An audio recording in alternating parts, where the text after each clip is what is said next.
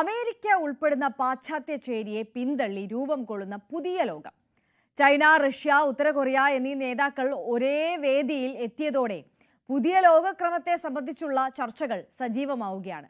ആശയങ്ങൾ കൊണ്ട് തന്നെ പാശ്ചാത്യ രാജ്യങ്ങളുടെ താൽപര്യങ്ങൾക്ക് വിരുദ്ധമാണ് ഉയർന്നുവരുന്ന പുതിയ ചേരി. MG മിഥുൻ കൂടുതൽ വിവരങ്ങളുമായി നമുക്കൊപ്പം ചേരുകയാണ്. Mithun, good morning. ഈ പുതിയ ലോകക്രമത്തെക്കുറിച്ചാണ് കഴിഞ്ഞ 2 ആഴ്ച കാലമായി ലോകം സജീവമായി ചർച്ച ചെയ്തുകൊണ്ടിരിക്കുന്നത്. അപ്പോൾ ഈ പുതിയ ലോകശക്തിയുടെ രൂപപ്പെടൽ പാശ്ചാത്യ രാജ്യങ്ങളെ ഏത് തരത്തിലാണ് പ്രതിസന്ധിയിലാക്കാൻ പോകുന്നത്? Arya, good morning. ഏവരും ചർച്ച ചെയ്യുന്ന അല്ലെങ്കിൽ ലോകം ഉറ്റുനോക്കുന്ന ഒരു രീതിയിലേക്ക് തന്നെ കാര്യങ്ങൾ പോകുന്നു എന്നുള്ളത് തന്നെയാണ്. അതിൽ 100 വർഷം മുമ്പ് ഓസ്വാൾഡ് സ്പെംഗ്ലർ എന്ന the decline of the west എന്ന തൻ്റെ വിഖ്യാത കൃതിയിലൂടെ പറഞ്ഞു വെച്ച ചില കാര്യങ്ങളുണ്ടായിരുന്നു. പാശ്ചാത്യ ശക്തികൾക്ക് അധപ്പതനം സംഭവിക്കുന്ന കാര്യം അത് അവർ തന്നെ ചെയ്തു വെക്കുന്നത് അവർക്ക് തന്നെ വിനയാകുമെന്നുള്ളൊരു രീതിയിലുള്ള പരാമർശങ്ങൾ അദ്ദേഹത്തിൻ്റെ പുസ്തകത്തിൽ ഉൾപ്പെടുത്തുകയും ചെയ്യുന്നു. ആ രീതിയിൽ തന്നെയാണ് ഇപ്പോഴത്തെ സംഭവ വികാസങ്ങൾ ചൂണ്ടിക്കാണിക്കുകയും ചെയ്യുന്നത് എന്നുള്ളത് തന്നെയാണ്. നമുക്കറിയാം, ഒരു പാശ്ചാത്യ ശക്തികൾക്ക് മേൽ ഇത്തരത്തിൽ ബ്രിക്സ് രാജ്യങ്ങളുടെ ഒരു കൂട്ടായ്മ അത് വലിയ രീതിയിൽ ഉയർന്നു വരുന്നു എന്നുള്ള രീതിയിലുള്ള വലിയ രീതിയിലുള്ള വ്യാഖ്യാനങ്ങളും ഒപ്പം തന്നെ വിലയിരുത്തലും ഒക്കെ നേരത്തെ തന്നെ ഉണ്ടായിരുന്നു. അമേരിക്കയുടെ സാമ്പത്തിക ശാസ്ത്രജ്ഞരടക്കം ഇക്കാര്യത്തിൽ വലിയ രീതിയിലുള്ള മുന്നറിയിപ്പ് ട്രംപ് ഭരണകൂടത്തിന് നേരത്തെ നൽകിയതുമായിരുന്നു. അതായത് ഒരു തരത്തിലും ഇത്തരത്തിൽ ഈ വിട്ടുവീഴ്ചയില്ലാത്ത നടപടി സ്വീകരിക്കരുത്, അത് തങ്ങൾക്ക് തന്നെ വിനയാകുന്ന തരത്തിലേക്ക് കാര്യങ്ങൾ പോകും, അത് മറ്റ് ബ്രിക്സ് രാജ്യങ്ങളുടെ കൂട്ടായ്മ അത് പാശ്ചാത്യ ശക്തികൾക്ക് മേൽ ഉയർന്നു വരാനുള്ള ഒരു സാധ്യതയിലേക്ക് അല്ലെങ്കിൽ അത്തരത്തിലൊരു വഴി തുറക്കുന്ന തരത്തിലേക്ക് കാര്യങ്ങൾ പോകുമെന്നുള്ള കാര്യങ്ങൾ ഇവർ നേരത്തെ ചൂണ്ടിക്കാണിക്കുകയും ചെയ്തതായിരുന്നു.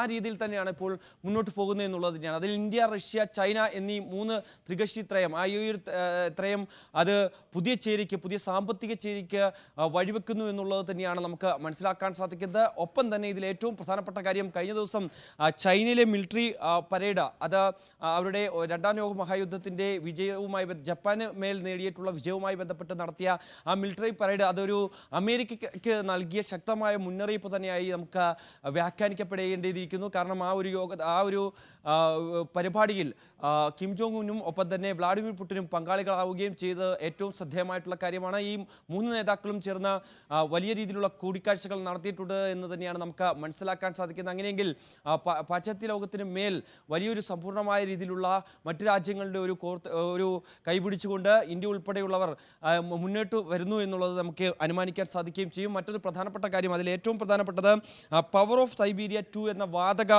പൈപ്പ് ലൈൻ പദ്ധതിയാണ് ഇതിലെ ഏറ്റവും പ്രധാനപ്പെട്ട കാര്യം എന്നുള്ളത് തന്നെയാണ്. നേരത്തെ പാശ്ചാത്യ രാജ്യങ്ങളിലേക്ക് റഷ്യയിൽ നിന്ന് കണക്ട് ചെയ്തിരുന്ന പൈപ്പായിരുന്നു, അതിലേക്കായിരുന്നു പ്രകൃതിവാതകങ്ങൾ ഉൾപ്പെടെ എത്തിച്ചുകൊണ്ടിരുന്നത്. എന്നാൽ മംഗോളിയ വഴി ചൈനയിലേക്ക് എത്തിക്കുന്ന തരത്തിൽ പുതിയ പൈപ്പ് ലൈൻ പദ്ധതി അത് ആവിഷ്കരിക്കുന്നു എന്നുള്ളത് തന്നെയാണ്. അങ്ങനെ വരുമ്പോൾ ഏറ്റവും വലിയ തിരിച്ചടി അത് പാശ്ചാത്യ രാജ്യങ്ങളുടെ സാമ്പത്തിക താല്പര്യങ്ങൾക്ക് പോലും വലിയ തിരിച്ചടിയാകുന്ന ഒരു തീരുമാനം തന്നെയാണ് ഈ പദ്ധതിയിലൂടെ ഉണ്ടാകാൻ പോകുന്നത് എന്നുള്ളത് തന്നെയാണ് ഏവരും വിലയിരുത്തുകയും ചെയ്യുന്നത്. എന്തായാലും നമുക്കറിയാം, കഴിഞ്ഞ കുറച്ച് കാലങ്ങളായി ഈ തീരുവ യുദ്ധവുമായി ബന്ധപ്പെട്ട അമേരിക്കൻ പ്രസിഡന്റ് ഡൊണാൾഡ് ട്രംപ് നടത്തുന്ന ചില ഇടപെടലുകൾ, അതിൽ ഇന്ത്യക്ക് മേൽ അദ്ദേഹം അടിച്ചേൽപ്പിച്ചിരിക്കുന്ന അധിക തീരുവ, അതിൽ നിന്ന് ഒരു തരത്തിലും പിന്നോട്ട് പോകില്ല എന്ന നിലപാടിൽ ഉറച്ചു നിൽക്കുന്ന സാഹചര്യമാണ്. അതിനിടെയാണ് വലിയ വിമർശനങ്ങൾ ഉയരുന്ന സാഹചര്യത്തിൽ കൂടി ഇത്തരത്തിൽ മറ്റ് രാജ്യങ്ങളുടെ തലവന്മാരുൾപ്പെടെ അമേരിക്കൻ പ്രസിഡന്റിന് ഒരു സന്ദേശം എന്ന രീതിയിൽ ഇക്കാര്യങ്ങൾ ഓർമ്മിപ്പിക്കുന്നുണ്ട്. കാരണം ഈ രീതിയിൽ മുന്നോട്ട് പോയാൽ, പ്രത്യേകിച്ച് ഇന്ത്യ പോലുള്ള ഒരു ഗ്ലോബൽ സൗത്ത് രാജ്യത്തെ ഈ രീതിയിൽ കണക്കാക്കി അല്ലെങ്കിൽ ഇത്തരത്തിൽ നടപടിയെടുത്തുകൊണ്ട് മുന്നോട്ട് പോയാൽ അതിൽ തോൽക്കുക അമേരിക്ക തന്നെയാകും അല്ലെങ്കിൽ പാശ്ചാത്യ രാജ്യങ്ങൾ തന്നെയാകുമെന്നുള്ളൊരു സന്ദേശമാണ് അലക്സാണ്ടർ സ്റ്റൂഡ് അടക്കമുള്ള പ്രധാനപ്പെട്ട നേതാക്കളൊക്കെ മുന്നോട്ട് വയ്ക്കുകയും ചെയ്തു. മിഥുനാണ് വിശദാംശങ്ങളുമായി നമുക്കൊപ്പം ചേർന്നത്. മിഥുൻ, തുടരുക. മറ്റൊരു വാർത്തയുടെ വിശദാംശങ്ങൾ കൂടി ചോദിച്ചറിയേണ്ടതുണ്ട്. കഴിഞ്ഞ കുറച്ച് ദിവസങ്ങളായി തുടർച്ചയായി പെയ്യുന്ന മഴയിൽ വലഞ്ഞിരിക്കുകയാണ് രാജ്യതലസ്ഥാനം. വെള്ളക്കെട്ട് ഡൽഹിയിൽ ജനജീവിതത്തെ ബാധിച്ചു. നോയിഡ, ഗുരുഗ്രാം, ഗാസിയാബാദ്, ഫരീദാബാദ് എന്നിവിടങ്ങളിലും മഴ ശക്തമാണ്. യമുന നദിയിലെ ജലനിരപ്പ് 207.33 മീറ്ററായി ഉയർന്നു. നിഗംബോധ് ഘട്ടിന്റെ മതിൽ ഇടിഞ്ഞു വീണു. മിഥുൻ തുടരുന്നുണ്ട്. മിഥുൻ, എന്താണ് പുതിയ അപ്ഡേറ്റ്സ്?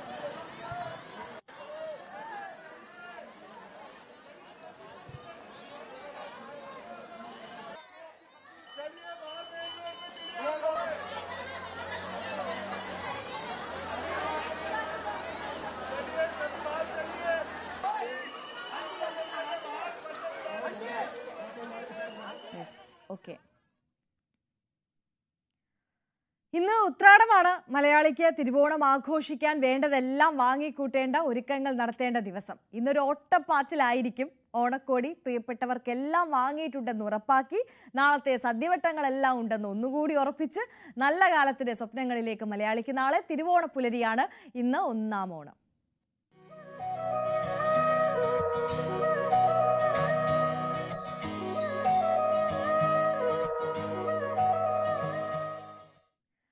ഇപ്പോൾ പറഞ്ഞതുപോലെ തന്നെ തിരുവോണത്തെ വരവേൽക്കാനുള്ള അവസാനവട്ട ഒരുക്കത്തിലാണ് നാടും നഗരവും എല്ലാം. പച്ചക്കറിയും പലവ്യഞ്ജനങ്ങളും ഓണക്കോടിയും ഒക്കെയായി വിപണിയും സജീവമാണ്. നാടും നഗരവും തിരക്കിൽ അമർന്നു കഴിഞ്ഞു.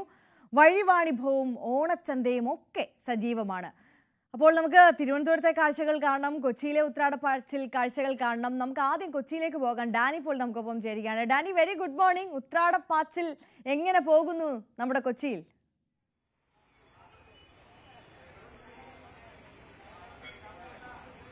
വലിയ തിരക്കിലേക്ക് നീങ്ങുന്നു. ഇതിന്റെ തുടക്കമായിട്ടുള്ള പക്ഷേ ഒരു മഴ, അതിന്റെ ഒരു അന്തരീക്ഷം ഉണ്ടായിരുന്നു. മഴ നല്ല ശക്തമായിട്ട് പെയ്യുകയായിരുന്നു. ഇപ്പോൾ കുറച്ച് കുറഞ്ഞിട്ടുണ്ട്. നമ്മൾ വരാപ്പുഴയിലാണുള്ളത്. വരാപ്പുഴ മാർക്കറ്റിൽ ഇവിടെയുണ്ട്. സദ്യവട്ടങ്ങളൊക്കെ ആയിട്ട് ആളുകൾ വാങ്ങിച്ചു പോവുകയാണ്.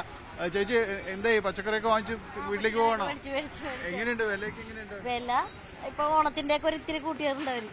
അധികമല്ല, എന്നാലും നല്ല ഓണം അല്ലേ? ഓണമാണ്. ഏതിനാ കൂടുതൽ വില വരുന്നത്? വില പച്ചക്കറിക്ക് ഉണ്ട്, അത്യാവശ്യം മീനിയൊക്കെ വില. കഴിഞ്ഞ ദിവസമൊക്കെ വരുമ്പോ ഇത്രയും ഉണ്ടായിരുന്നില്ല. സദ്യവട്ടങ്ങളൊക്കെ വാങ്ങിച്ചോ? മേടിച്ചായിരുന്നു. ഹാപ്പി ഓണം. എന്തായാലും ഈ സദ്യവട്ടങ്ങളൊക്കെ ഒരുക്കി മുന്നോട്ടൊക്കെ പോകുന്നു. ചേട്ടാ, എങ്ങനെയുണ്ട്? പഴത്തിനൊക്കെ വില കൂടിയിട്ടുണ്ടോ? ഇല്ലില്ല, പഴമൊക്കെ വില കുറവാണല്ലോ. ഏതാ കൂടുതൽ പോവുക? ഞാലിപ്പൂവിനാണോ? ഞാലിപ്പൂവിനാണ് കൂടുതൽ പോകുന്നത് അല്ലേ? പക്ഷെ സദ്യക്ക് ഞാലിപ്പൂവിനാണല്ലോ വേണ്ടത്. ഞാലിപ്പൂവൻ, പിന്നെ അതുപോലെ തന്നെ പൂവൻ, ഏത്തപ്പഴം പോകും. ഈ വിരുന്നിനൊക്കെ പോകുമ്പോഴേക്കും ഏത്തക്കായ കൊലയൊക്കെ കൊണ്ടുപോകാറുണ്ട്. കുറച്ച് നാടൻ സാധനങ്ങൾ കിട്ടും. നാടൻ സാധനങ്ങളൊക്കെ കിട്ടാറുണ്ട്. എങ്ങനെ വിലയൊക്കെ എങ്ങനെയുണ്ട്? ഞാലി കൂടിയ 100 കടന്നോ? ഇല്ലില്ല, സംഗതി പുറത്തൊക്കെ ഞാലി 100 രൂപ മുകളിൽ, ഇവിടെ 90 രൂപ വീണ ഞാലി. കുറച്ച് ആശ്വാസമുള്ള അതെ, ഇവിടെ ആശ്വാസമുള്ള സ്ഥലമാണ്. അതിന് ഏത്തപ്പഴം ഉണ്ടെങ്കിലും നല്ല ഏത്തപ്പഴം ഒരു 40 രൂപ താഴെയുണ്ട്. പക്ഷെ ഏത്തക്കായ്ക്ക് വില കൂടിയിട്ടില്ല ഈ പ്രാവശ്യം. നെല്ല് കൂടുതൽ വന്നിട്ടില്ല. ഇപ്പൊ ഇത്തിരി ടോപ്പിൽ നിൽക്കണ ഞാലിപ്പൂവിനാണ്. ഞാലിപ്പൂവിന് പുറത്തൊക്കെ 100, അതിന്റെ മുകളിലൊക്കെ പോയിട്ടുണ്ട്. ഇവിടെ 90 രൂപയുള്ളു. എന്റെ ഇടയിൽ 90 രൂപയുള്ളു. ഏതായാലും പഴം, അതായത് ഏത്തപ്പഴവും ഞാലിയും പൂവിനും എല്ലാം തന്നെ വളരെ സമൃദ്ധമായിട്ട് കടകളിലേക്ക് എല്ലാം തന്നെ എത്തുന്നുണ്ട്. എല്ലാ കടകളിലും, പലവ്യഞ്ജന കടകളിലടക്കം എല്ലാത്തിലും വലിയ തിരക്കും കാര്യങ്ങളും എല്ലാം തന്നെ അനുഭവപ്പെടുന്നുണ്ട്. പച്ചക്കറി കടയിലേക്ക് വരികയാണെങ്കിൽ നല്ല തിരക്കിലേക്ക് എത്തിക്കൊണ്ടിരിക്കുന്നതേ ഉള്ളൂ. എങ്ങനെയുണ്ട് കച്ചവടക്കാരായിട്ട്? കുഴപ്പമൊന്നുമില്ല, മഴ മാത്രമേ പ്രശ്നമുള്ളൂ, ബാക്കി കുഴപ്പമൊന്നുമില്ല. ഇനിയിപ്പോ ഉച്ചയാകുമ്പോഴത്തേനും എല്ലാം ശരിയാവും. അല്ലേ? പച്ചക്കറി എങ്ങനെയാ? ആളുകൾക്ക് സാധാരണ വിലയുള്ളൂ, എല്ലാം ഒന്നും കൂടിയിട്ടൊന്നുമില്ല. സാധാരണ 90 രൂപ 100 രൂപന്റെ പയറ് ഇപ്പൊ വിൽക്കുന്ന 60 രൂപ. പയറ്, വെണ്ടക്ക, ബീൻസൊക്കെ 60 രൂപ. നിങ്ങളെ കൂടി സപ്പോർട്ട് ഉണ്ടെങ്കിൽ ഞങ്ങള് ഉഷാറായിക്കോളൂ. പച്ചക്കായ 50 രൂപ. 50 രൂപയുള്ളൂ അല്ലെ? സിസ്റ്റർ, എങ്ങനെയുണ്ട്? ഹാപ്പി ഓണം. എങ്ങനെയുണ്ട്? സാധാരണ മഠത്തിലേക്കുള്ള സാധനങ്ങൾ എടുക്കാൻ വന്നതാണ് അതോ ഓണം സ്പെഷ്യൽ ഉണ്ടോ? അല്ല, കോൺവെന്റിലേക്കുള്ള സാധാരണ എടുക്കാൻ വന്നത് അല്ലെ? വില കുഴപ്പമൊന്നുമില്ല. എന്തായാലും എല്ലാവരും വിപണിയിലേക്ക് എത്തുന്നു. അതെ, ഹാപ്പി ഓണം. എന്തായാലും വലിയ ആവശ്യക്കാരും കാര്യങ്ങളും എല്ലാം തന്നെയുണ്ട്. ചേച്ചി, എങ്ങനെയുണ്ട്? പർച്ചേസ് ആണോ? ഓണത്തിരക്കാണോ? ഏതായാലും ഓണത്തിരക്കിലേക്ക് നല്ല രീതിയിലേക്ക് വിപണി നീങ്ങുന്നു എന്നത് തന്നെയാണ്. വലിയ തിരക്ക് എല്ലായിടത്തും തന്നെ അനുഭവപ്പെടുന്നു. നമുക്ക് പച്ചക്കറികൾ കൊണ്ട് സമൃദ്ധവും സമ്പന്നമായിരിക്കുന്ന വിപണിയെല്ലാം തന്നെയാണ് നമുക്ക് കാണാനായിട്ട് സാധിക്കുക. ഇവിടെയൊക്കെ വരികയാണെങ്കിൽ ഉപ്പേരിയും എല്ലാം തന്നെ റെഡി ആയിട്ടുണ്ട്. ചേട്ടാ, എങ്ങനെയുണ്ട്? കച്ചവടമൊക്കെ എങ്ങനെയുണ്ട്? ഒന്ന് എറിഞ്ഞിട്ടോ? മഴ ബാധിച്ചേക്കാണ്, അതുകൊണ്ട് ഒരല്പം മന്ദഗതിയിലാണ്. പൊതുവെ ആൾക്കാരും കുറവാണ്. ഈ മഴ ശരിക്കും ബാധിക്കും. രാവിലത്തെ മഴയുടെ അന്തരീക്ഷം കൊണ്ടാണല്ലോ, അത് മാറിക്കോളൂല്ലേ? മാറിക്കോളൂ എന്ന് വിശ്വസിക്കുന്നത്. കാരണം ഓണത്തിന്റെ ഇത്തവണ നല്ല പ്രതീക്ഷ ഞങ്ങൾക്ക് ഉണ്ടായിരുന്നു. പക്ഷെ എത്രത്തോളം വരുമെന്ന് അറിയാൻ പറ്റില്ല. രാവിലെ ആയിട്ടേ ഉള്ളൂ. എന്തൊക്കെയുണ്ട് സാധനങ്ങൾ? ചിപ്സ്, പിന്നെ ശർക്കര വരട്ടി, ഉപ്പിരെല്ലാം ഉണ്ട്, എല്ലാം ഉണ്ട് സാധനങ്ങൾ. പായസം കുറച്ച് കഴിയുമ്പോൾ പായസം വരും, 2 സൈസ് പായസം വരും. അപ്പൊ എല്ലാം കൂടി സംഗതി ഉഷാറാണ്. പക്ഷെ ഈ മഴ ബാധിച്ചാന്ന് സംശയം. ഓക്കെ. ഇതില് സാധാരണ ഇവിടേക്ക് വരുമ്പോഴേക്കേ വരാപ്പുഴ ഈ ഭാഗത്തേക്കൊക്കെ വരുമ്പോൾ എല്ലാവരും പൊതുവെ പറയുന്നതെന്ന് വെച്ചിട്ടുണ്ടെങ്കിൽ അത് നാടൻ സാധനങ്ങളാണെന്നാണല്ലോ പറയുന്നത്. അപ്പൊ നമ്മൾ ഇപ്പൊ ഉപ്പേരിക്ക് എല്ലാത്തിനും അത് തന്നെയാണോ? വെളിച്ചെണ്ണയിൽ വറുത്താണ് വെളിച്ചെണ്ണോട് മുതലാവോ? പക്ഷേ അതിന് വില കൂടുതലാണ്. വില കൂടുതലല്ലേ? വെളിച്ചെണ്ണയ്ക്ക് വില കൂടിയത് നമ്മളുടെ ഒരു ബിസിനസിനെ മൊത്തത്തിലും ബാധിക്കുന്നുണ്ട്. അതുകൊണ്ട് എത്രത്തോളം സാധനങ്ങള് ഇപ്പം എൻ്റെ ഒരു 1.5 ലക്ഷം രൂപ എടുത്തിട്ടുണ്ട്. പുറത്തു വിട്ടിട്ടുണ്ട്. പുറത്ത് ഇന്നലെ ഞങ്ങൾക്ക് ബിസിനസ് നടത്താൻ പറ്റില്ല. ഞങ്ങളുടെ ഒരു മെയിൻ ആള് മരിച്ചുപോയി. അത് കാരണം അതന്നെ അങ്ങനെ ഓണമല്ലേ തകർക്ക. വലിയ രീതിയിലുള്ള ഒരു തിരക്ക് കാര്യങ്ങളെല്ലാം തന്നെ ആ വിപണിയിലേക്ക് വന്നുകൊണ്ടിരിക്കുകയാണ്. ആ ഒരു പ്രതീക്ഷ എല്ലാവരിലേക്കും തന്നെ പോകുന്നു. ഫലവ്യഞ്ജനങ്ങൾ അതോടൊപ്പം തന്നെ പച്ചക്കറികൾക്ക് വലിയ രീതിയിൽ വില കൂടിയിട്ടില്ല എന്ന് വ്യാപാരികൾ പറയുന്നു. ഏതാണ്ട് അതിനോട് അടുത്ത് തന്നെ നിന്നുകൊണ്ടാണ് വാങ്ങാനെത്തുന്നവർ പറയുന്ന വില ഉണ്ട്, എന്നാലും നമ്മൾക്ക് താങ്ങാൻ കഴിയുന്ന രീതിയിലേക്ക് കാര്യങ്ങൾ വന്നിട്ടുള്ളൂ എന്ന് തന്നെയാണ് പറയുന്നത്. എല്ലാം നല്ല രീതിയിൽ നല്ല സാധനങ്ങളും കാര്യങ്ങളും എല്ലാമായിട്ട് ഉഷാറായിട്ട് ഓണം പോകുന്നു എന്ന് തന്നെയാണ് പറയുന്നത്. വാങ്ങിച്ചു കഴിഞ്ഞോ? മേടിക്കുന്നുണ്ട് സാറേ. ഉത്രാടത്തിന്റെ ഒരു ഒരുക്കങ്ങളാണ് നാളത്തേക്കുള്ള അല്ലേ? എങ്ങനെയുണ്ട് വിപണിയിൽ വരുമ്പോഴേക്കും വില നമുക്ക് താങ്ങാവുന്ന രീതിയിൽ തന്നെയാണോ? കുഴപ്പമില്ല, വലിയ കുഴപ്പമില്ല. കേട്ടോ, എങ്ങനെയുണ്ട് ഓണത്തിന്റെ ഒരു തിരക്കും കാര്യങ്ങളൊക്കെ? കുഴപ്പമില്ല, അത്യാവശ്യം അങ്ങനെ പോകണം. കുഴപ്പമില്ല, നമുക്ക് വാങ്ങാവുന്ന രീതിയിലേക്കേ വന്നിട്ടുള്ളൂ. കുഴപ്പമില്ല. വലിയ സാധനങ്ങളല്ലേ? ഏതായാലും ഓണം ഇത്തവണ നമുക്ക് ഉൾക്കൊള്ളാവുന്ന രീതിയിലെ വില വന്നിട്ടുള്ളൂ എന്നാണ് ഒരു വിഭാഗം ആളുകളും എല്ലാം തന്നെ പറയുന്നത്. ഏതായാലും വിപണിയിൽ ആ തിരക്ക് അനുഭവപ്പെട്ടു വരുന്നു. തുടക്കത്തിൽ സൂചിപ്പിച്ചതുപോലെ മഴയുടെ ഒരു അന്തരീക്ഷം നിലനിൽക്കുന്നുണ്ട്. അതായത് തുടക്കത്തിൽ രാവിലെ നല്ല മഴ പെയ്തു. അതിന്റെ ഒരു ആളുകൾ വരാനുള്ള ഒരു പതുക്കെയുള്ള ഒരു അവസ്ഥയിലേക്കാണ് ഉള്ളത്. ഏതായാലും കുറച്ചു കഴിഞ്ഞ് മാനം തെളിയുന്നു. വലിയ രീതിയിലേക്ക് കടകളിലേക്കെല്ലാം എത്തുമെന്ന പ്രതീക്ഷയാണ് കച്ചവടക്കാർക്കുള്ളത്. ഓണം പ്രതീക്ഷകളുടെ തന്നെയാണ്, ആ പ്രതീക്ഷകൾ തന്നെയാണ് വിപണിയിലുമുള്ളത്.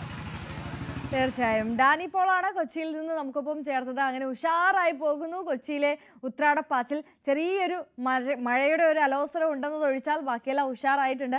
രാവിലെ ആയതേ ഉള്ളത് കൊണ്ട് വലിയ തിരക്ക് അനുഭവപ്പെടുന്നില്ല, എന്നാലും ആളുകൾ ഇങ്ങനെ വന്നുകൊണ്ടേ ഇരിക്കുന്നുണ്ട്. തിരുവനന്തപുരത്തെ കാഴ്ചകളിലേക്ക് നമുക്കൊന്ന് പോകാം. സാരംഗ് സുധാകരൻ നമുക്കൊപ്പം ചേരുകയാണ്. Sarang, good morning. എങ്ങനെയുണ്ട് തിരുവനന്തപുരത്ത്? തിരക്കായി തുടങ്ങിയോ മാർക്കറ്റുകളിലൊക്കെ? തിരുവനന്തപുരത്തെ തിരക്ക് ഇപ്പോൾ ഇവിടെ പച്ചക്കറികളും മറ്റും എത്തിക്കുന്ന ഒരു തിരക്ക് മാത്രമാണ്. ജനങ്ങളുടെ തിരക്ക് ആയിക്കൊണ്ടിരിക്കുന്നതേ ഉള്ളൂ. നിലവിൽ ഈ ചാല മാർക്കറ്റ് സജീവമാണ്. രാവിലെ തൊട്ട് തന്നെ എല്ലാ കടക്കാരും സാധനങ്ങളുമായിട്ട് റെഡിയായി നിൽക്കുകയാണ്. ഒരു ഉത്രാടപ്പാച്ചിൽ കൈകാര്യം ചെയ്യാൻ വേണ്ടിയിട്ട് എല്ലാവരും തിരക്കായി തുടങ്ങിയിട്ടുണ്ടെന്നാലും പക്ഷേ ആ ഉത്രാടപ്പാച്ചിലേക്ക് കാര്യങ്ങൾ എത്തിയിട്ടില്ല. നിലവിൽ അത്തരത്തിലുള്ള ഒരു തിരക്കിലേക്കൊന്നും എത്തിയിട്ടില്ല. ഇങ്ങനെ ആൾക്കാർ സാധനം വാങ്ങി തുടങ്ങുന്നു. അതായത് ഇന്ന് രാവിലെ ഉള്ള മാർക്കറ്റിലേക്ക് ഇറങ്ങുന്നേ ഉള്ളൂ ആൾക്കാർ. നിലവിലുള്ള ഒരു സാഹചര്യം എങ്ങനെയുണ്ടാ? പ്രതികരിക്കാൻ മാത്രമുള്ള ആൾക്കാരൊന്നും ഇവിടെ നമ്മുടെ കൂടെ ഇന്നില്ല. കടക്കാർ മാത്രമാണ് കൂടുതലുള്ളത്. ഇന്ന് സാധനങ്ങൾ ഇറക്കി തുടങ്ങുന്ന ഒരു തിരക്കാണ് ഇപ്പോൾ ചാല മാർക്കറ്റിൽ കൂടുതലായിട്ട് കാണുന്നത്. എങ്ങനെയുണ്ടാ ഓണത്തിന്റെ കച്ചവടം വളരെ കുറവ്. സാധനങ്ങളെ വിലയൊക്കെ എങ്ങനെയുണ്ട്? എല്ലാം ഇച്ചിരി വില കുറവാണ്. നോർമൽ വിലയാണ്, വില കൂടുതലില്ല. വിലക്കയറ്റവും കാര്യങ്ങളൊന്നുമില്ല പ്രാവശ്യം? വിലയില്ല. വില ഇച്ചിരി ന്യായമായിട്ട് വിലയാണ്. സാധനം ഇല്ല, സാധനം തട്ടില്ല. അത്തരത്തിലാണ് ഈ തവണ അങ്ങനെ ഒരു വിലക്കയറ്റത്തിന്റെ സാഹചര്യം നിലവിലില്ല. പക്ഷേ സാധനങ്ങൾ വരുന്നത് തമിഴ്നാട്ടിൽ നിന്നടക്കം പച്ചക്കറികൾ വരുന്നൊരു കുറവുണ്ടെന്നാണ് നമുക്ക് അറിയാൻ സാധിച്ചത്. കച്ചവടക്കാർ പൊതുവെയായി പറയുന്ന ഒരു പരാതി അതാണ്. ഇത്തവണ വിലക്കയറ്റമല്ല, സാധനങ്ങൾ വരാത്തൊരു കുറവ് മാത്രമാണ്. നമ്മുടെ ഒരു കൂടെ ഒരു കച്ചവടം നടത്തുന്ന ചേട്ടനുണ്ട്. വില കൂടുതലൊന്നുമില്ല, സാധനങ്ങൾ വരവ് കുറവ്. മറ്റേ ഈ പോത്തീസും അതുപോലുള്ള സ്ഥലങ്ങളിൽ എല്ലാം അങ്ങ് പോവുകയാണ്. അതാണ് ഇവിടെ സാധനങ്ങൾ വിലക്കുറവ് തന്നെ, കുഴപ്പമില്ല. ചേട്ടന്റെ ഓണം അങ്ങനെ ഉണ്ട്? ചേട്ടന്റെ ഓണം കൊള്ളാം, നന്നായി പോകുന്നു. ഹാപ്പി ഓണം. അത്തരത്തിലാണ് കച്ചവടക്കാരൊന്നും അത്ര ഒരു മാർക്കറ്റിലൊരു ഈ ആൾക്കാർ വന്നു തുടങ്ങുന്നേ ഉള്ളൂ. പക്ഷേ ഇത്തരത്തിലൊരു പച്ചക്കറി വരുന്നതിന്റെ ഒരു കുറവുണ്ട്. അത്തരത്തിലൊരു കാര്യം ഒഴിച്ചാൽ തിരുവനന്തപുരത്തൊരു സാഹചര്യം നിലവിൽ ഉത്രാടപ്പാച്ചിൽ ആരംഭിച്ചിട്ടില്ല എന്ന് വേണമെങ്കിൽ പറയാം. കാരണം ചാല മാർക്കറ്റിൽ തിരക്ക് കുറവാണ്. പക്ഷേ വൈകുന്നേരത്തോടു കൂടിയാകുമ്പോൾ ഇത്തരത്തിൽ നമുക്കിവിടെ വളരെ സൗകര്യപൂർവ്വം നടക്കാനെന്നുള്ളൊരു സാഹചര്യം ഉണ്ടാവില്ല. കാരണം അത്രയധികം ജനത്തിരക്ക് അനുഭവപ്പെടുന്ന സ്ഥലമാണ്. മാത്രമല്ല ഇവിടെ എല്ലാവിധ പച്ചക്കറികളും എല്ലാത്തിനും ഇത്തരത്തിലുള്ള എല്ലാവിധ സാധനങ്ങളും ഈ ചാല മാർക്കറ്റിൽ നമുക്ക് ലഭിക്കും. മാത്രമല്ല ഇന്നലെ വരെ ഓഫീസ് ഡേ ആയിരുന്നു, അത് വർക്കിംഗ് ഡേ ആയിരുന്നു. ഇന്നാണ് മറ്റുള്ളവർക്കൊക്കെ ഈ വെക്കേഷൻ ഒഴികെയുള്ള ബാക്കി എല്ലാവർക്കും അവധി ആരംഭിച്ചത്. അതുകൊണ്ട് തന്നെ ഇന്ന് രാവിലെ തൊട്ട് തന്നെ തിരക്കുകൾ ആരംഭിക്കുകയാണ്. പക്ഷേ ഈ ചാല മാർക്കറ്റ് ഒഴികെ ഇവിടെ തിരുവനന്തപുരം നഗരത്തിലെ മറ്റ് സ്ഥാപനങ്ങളൊന്നും കാര്യമായിട്ട് തുറന്നിട്ടില്ല. നമുക്കൊരു ചേച്ചിയുടെ പ്രതികരണം നോക്കാം. ചേച്ചി, എങ്ങനെയുണ്ട് ഓണം? സന്തോഷം. വിലക്കയറ്റം എന്തെങ്കിലും ഉണ്ടോ? അങ്ങനെ തോന്നുന്നില്ല, അങ്ങനെ വലുതായിട്ടൊന്നും തോന്നുന്നില്ല. നമ്മൾ സാധാരണ സൂപ്പർ മാർക്കറ്റിൽ നിന്നാണ് മേടിക്കുന്നത്. അപ്പോൾ ഇതൊന്ന് ഓണമായിട്ട് ചാലയിൽ വന്ന് നോക്കാന്ന് പറഞ്ഞു. എനിക്ക് അങ്ങനെ നോർമലായിട്ട് തന്നെയാണ് തോന്നുന്നത്. എല്ലാ പ്രാവശ്യം ഉള്ളത് പോലെ തന്നെയാണ്. ഓണഷാറാണ്. അത്തരത്തിൽ തിരക്കായി വരുന്നേ ഉള്ളൂ. ആര്യ, നിലവിൽ ചാല മാർക്കറ്റ് സജീവമാണ്. യെസ്, അപ്പോൾ അതാണ് തിരുവനന്തപുരത്തെ കാഴ്ചകൾ. സാരംഗാണ് നമുക്കൊപ്പം തിരുവനന്തപുരം മാർക്കറ്റിലെ കാഴ്ചകളുമായി ചേർന്നത്. അവിടെയും ഇങ്ങനെ രാവിലെ ആയതുകൊണ്ട് തന്നെ ആളുകൾ ഇങ്ങനെ എത്തിക്കൊണ്ടിരിക്കുന്നതേ ഉള്ളൂ. ഇനി ഒരു ഉച്ച സമയം വൈകുന്നേരം ഒക്കെ ആകുമ്പോഴത്തേക്ക് അടുക്കാൻ പറ്റാത്ത തരത്തിൽ തിരക്കായിരിക്കും. സ്വാഭാവികമായി നമ്മൾ എല്ലാ തവണയും അത് തന്നെയാണ് കാണുന്നത്, അല്ലേ? അപ്പോൾ നമുക്ക് മറ്റു വാർത്തകൾ കാണാം. ഒരു ചെറിയ ഇടവേള.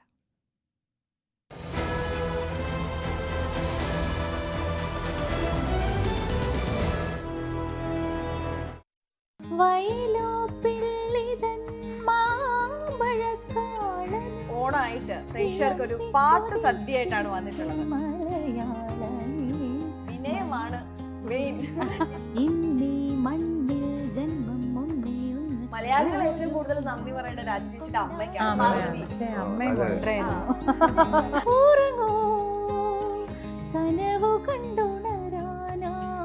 പെണ്ണ് കാണാൻ ചെല്ലുമ്പോ പയ്യൻ പെണ്ണിന്റെ അടുത്ത് ഇന്ത്യൻ പ്രധാനമന്ത്രി ആരാന്ന് ചോദിച്ചിട്ടുണ്ടാവോ? ശരവണ മുരുകനുക്ക് ഷൺമുഖ മുരുകനുക്ക് കൊണ്ടാടയ കൊണ്ടാടയ കൊണ്ടാട്ടം.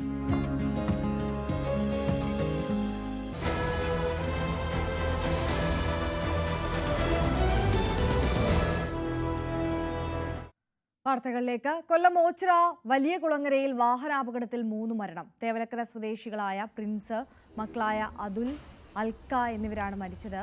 ജീപ്പും KSRTC ഫാസ്റ്റ് പാസഞ്ചറും കൂട്ടിയിടിച്ചായിരുന്നു അപകടം.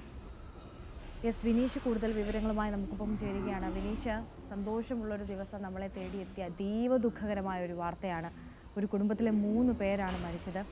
ആ ദൃശ്യങ്ങളിൽ നിന്ന് തന്നെ വ്യക്തമാണ് എത്ര വലിയ അപകടമാണെന്ന്. പക്ഷേ ഈ അപകടം എങ്ങനെയാണ് സംഭവിച്ചത് എന്നാണ് ഒരു പ്രാഥമിക നിഗമനം. വിനീഷ്, ഇന്ന് പുലർച്ചെ ഒരു 6:30 കൂടിയാണ് ഈ ഒരു അപകടം ഉണ്ടായത്. കൊല്ലം ഓച്ചിറ വലിയ കുളങ്ങരയിലായിരുന്നു. അമിത വേഗതയിൽ വന്ന താർ ജീപ്പ് KSRTC ബസ്സിലേക്ക് ഇടിച്ചു കയറുന്ന ദൃശ്യങ്ങളാണ് ഇപ്പോൾ പുറത്തു വന്നിരിക്കുന്നത്. ഈ താർ ജീപ്പിലുണ്ടായിരുന്ന കുടുംബം 5 പേരായിരുന്നു യാത്ര ചെയ്തിരുന്നത്. ഇതിൽ 3 പേരുടെ മരണമാണ് ഇപ്പോൾ സ്ഥിരീകരിച്ചത്.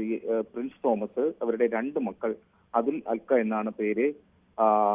അതുപോലെ തന്നെ ഗുരുതര പരിക്കുകൾ ഏറ്റ ഭാര്യയും മകൾ ഐശ്വര്യയും ചികിത്സയിൽ തുടരുന്ന സാഹചര്യവും ഇപ്പോൾ ഉണ്ട്. വലിയ രീതിയിലുള്ള ഒരു അപകടമാണ്. ദൃശ്യങ്ങൾ തന്നെ വ്യക്തമാണ്. അമിത വേഗതയിൽ വരികയായിരുന്നു വാഹനം, വന്ന് ഇടിച്ചു കയറുന്നതായിട്ടാണ് കാണാൻ കഴിയുന്നത്. ഉടൻ തന്നെ നാട്ടുകാരും ഫയർഫോഴ്സും പോലീസ് അടങ്ങുന്ന സംഘം സ്ഥലത്തെത്തുകയും രക്ഷാപ്രവർത്തനങ്ങൾ നടത്തുകയും ചെയ്തിരുന്നു. ഈ പ്രിൻസിന്റെ രക്ഷപ്പെടുത്താനായി വലിയ ബുദ്ധിമുട്ട് അനുഭവപ്പെട്ടു. അങ്ങനെ വാഹനം വെട്ടിപ്പൊളിച്ചാണ് പുറത്തെടുത്തതെന്ന് പറയുന്നുണ്ട്. കരുനാഗപ്പള്ളി ആശുപത്രിയിലും സ്വകാര്യ ആശുപത്രിയിലുമായിട്ടാണ് ഇവരെ പ്രവേശിപ്പിച്ചിരുന്നത്. പക്ഷേ 3 പേരുടെ ജീവൻ രക്ഷിക്കാനായില്ല. ഇതിൽ 2 കുട്ടികളും 3 കുട്ടികളാണുള്ളത്. ഇത് 2 കുട്ടികളുടെ മരണം സ്വീകരിക്കപ്പെട്ടു. അങ്ങനെ 3 പേർ മരിച്ചു, 2 പേർ ചികിത്സയിൽ തുടരുന്നുണ്ട്. ഇത്തരം ദേശീയപാതയിൽ അപകടങ്ങൾ വർദ്ധിച്ചു വരുന്നു. നമുക്കറിയാം, ഈ ഉത്രാട ദിവസം വലിയ തിരക്കുള്ള ദിവസവും കൂടിയാണ്. അപ്പോൾ തന്നെ ഈ കൊല്ലം ചെങ്കോട്ട ദേശീയപാതയിലും സമാനമായ രീതിയിൽ ഒരു അപകടം സംഭവിച്ചിട്ടുണ്ട്. പക്ഷെ പരിക്കുകളൊന്നും തന്നെയില്ല. KSRTC ബസിന്റെ പിന്നിലേക്ക് ഒരു ലോറി ഇടിച്ച് അപകടം സംഭവിച്ചിരുന്നു. അത് അല്പസമയം മുന്നെയാണ്. അതും കൂടി നമുക്ക് ഇതിനോടൊപ്പം തന്നെ റിപ്പോർട്ട് ചെയ്യപ്പെടുന്നുണ്ട്. എന്തായാലും ജില്ലയിൽ വിവിധ ഭാഗങ്ങളിലായിട്ട് തിരക്കുകൾ അനുഭവപ്പെടുന്നുണ്ട്. അതിനോടൊപ്പം തന്നെ അപകടവും വർദ്ധിച്ചു വരുന്ന സാഹചര്യം ഉണ്ട്. ഇന്നത്തെ തിരക്കും അത്രത്തോളം വലുതാണ്. എന്തായാലും ഈ അപകടത്തിൽ 2 പേർ ഇപ്പോൾ ചികിത്സയിൽ തുടങ്ങുന്ന സാഹചര്യം ഉണ്ട്. ഓക്കെ, എസ് വിനീഷാണ് കൊട്ടാരക്കരയിൽ നിന്ന് വിവരങ്ങൾ പങ്കുവച്ചത്. വലിയൊരു അപകട വാർത്തയാണ് ഇന്ന് ഉത്രാടം ദിനമായ ഇന്ന് രാവിലെ നമ്മളെ തേടിയെത്തിയത്.